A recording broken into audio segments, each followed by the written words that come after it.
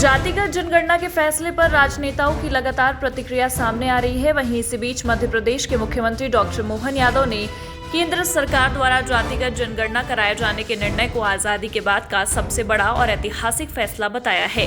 उन्होंने कहा कि प्रधानमंत्री नरेंद्र मोदी के नेतृत्व में देश ने एक ऐसा निर्णय लिया है जो समता, समरसता, सुशासन और सामाजिक न्याय की दिशा में एक नया युग स्थापित करेगा। हरियाणा और पंजाब के बीच चल रहे जल विवाद को लेकर नया अपडेट सामने आया है, जहां आपको बता दें कि पंजाब सरकार ने हरियाणा को 8500 क्यूसेक अतिरिक्त पानी छोड़े जाने के आदेश का विरोध किया है। कैबिनेट मंत्री हरजोत बैंस ने नंगल डैम पर प्रदर्शन कर रहे वर्कर्स के साथ धरना दिया। उन्होंने कहा कि पंजाब पहले ही पानी की कमी से जूझ रहा है और किसी भी हाल में हरियाणा को अतिरिक्त पानी नहीं दिया जाएगा। दिल्ली पुलिस ने आम आदमी पार्टी के पूर्व विधायक नरेश बालियान के खिलाफ महाराष्ट्र संगठित अपराध नियंत्रण अधिनियम के तहत राउज एवेन्यू कोर्ट में चार्जशीट दाखिल की है। इस चार्जशीट में नरेश बालियान के साथ साथ ज्योति प्रकाश साहिल और विजय उर्फ कालू को भी आरोपी बनाया गया है।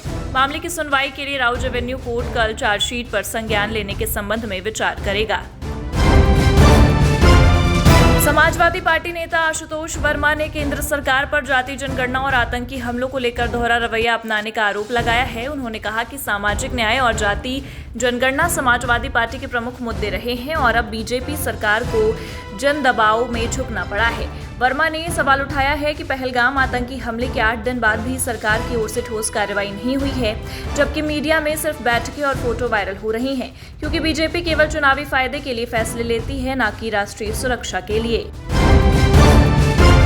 जातीय जनगणना के मुद्दे पर राजनेताओं से लेकर आम जनता की लगातार प्रतिक्रिया सामने आ रही है। वहीं इसी बीच जातीय जनगणना के फैसले पर महाराष्ट्र की मंत्री पंकजा मुंडे की प्रतिक्रिया सामने आई है। उन्होंने कहा कि जातीय जनगणना का जो फैसला केंद्र सरकार ने हमारे प्रधानमंत्री नरेंद्र मोदी के संकल्प से लिया है, मैं उसका बहुत आभार व्यक्त करती हूँ। बहुत सालों से इस देश के बहुत सारे नेता ये चाहते थे।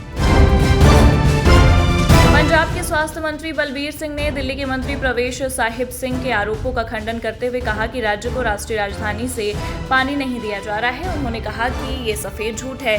बलबीर सिंह ने कहा है कि हरियाणा, दिल्ली, राजस्थान पहले की अपने हिस्से का पानी ले चुका है, अब केवल पंजाब का हिस्सा बाकी रह गया है।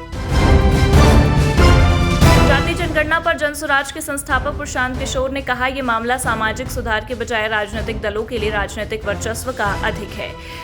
बिहार में भाजपा पहले से ही सत्ता में है और 2 साल पहले राज्य में जातीय जनगणना हुई थी। भाजपा को बताना चाहिए कि बिहार सरकार ने जाति सर्वेक्षण के निष्कर्षों का क्या किया। कांग्रेस कर्नाटक, तेलंगाना और हिमाचल प्रदेश में सत्ता में है, तो राहुल गांधी को उपलब्ध आंकड़ों के आधार पर योजनाएं बनाने से किसने रोका है? उन्हें हाल ही में इस तथ्य का एहसास हुआ है कि जातीय जनगणना से स्थिति में सुधार हो सकता है। मुख्यमंत्री नायब सिंह सैनी ने अक्षय तृतीया पर होडल विधानसभा क्षेत्र को 10 करोड़ रुपए की विकास परियोजनाओं का तोहफा दिया है। उन्होंने होडल के शहरी और ग्रामीण क्षेत्रों के विकास के लिए 5-5 करोड़ रुपए की घोषणा की। हसनपुर में उप तहसील को तहसील का दर्जा मिला। मुख्यमंत्री ने ब्रिज विकास रैली में ये घोषणाएं की, जिससे क्षेत्र में विकास की नई उम्मीद जगी है। पहलगाम में हुए आतंकी हमले को लेकर देश भर में आक्रोश का माहौल है। ऐसे में इसी बीच नेशनल कॉन्फ्रेंस के प्रमुख फारूक अब्दुल्ला ने पहलगाम हमले की कड़ी निंदा की है। उन्होंने कहा कि अगर भारत और पाकिस्तान के बीच युद्ध होता है तो ये बातचीत की मेज पर आएगा, लेकिन बातचीत की मेज पर क्या होगा ये केवल अल्लाह ही जानता है। उन्होंने पहलगाम हमले को लेकर भी बयान दिया है, कहा कि ये सुरक्षा चूक है। केंद्र सरकार द्वारा राष्ट्रीय जनगणना में जातीय जनगणना को शामिल करने का निर्णय लेने के बाद जातीय जनगणना पर बोलते हुए कांग्रेस महासचिव केसी वेणुगोपाल ने कहा, पिछले 3-4 वर्षों से राहुल गांधी लगातार जातीय जनगणना की वकालत कर रहे हैं और इस देश के लोगों के वास्तविक मुद्दों को उठा रहे हैं। जब भी वो ऐसा करते हैं, भाजपा उन पर बहुत बुरे तरीके से हमला करती है। हमारे पीएम ने कहा था कि इस देश में केवल 4 जातियां हैं, फिर जाति सर्वेक्षण की क्या जरूरत है? हम बहुत खुश हैं।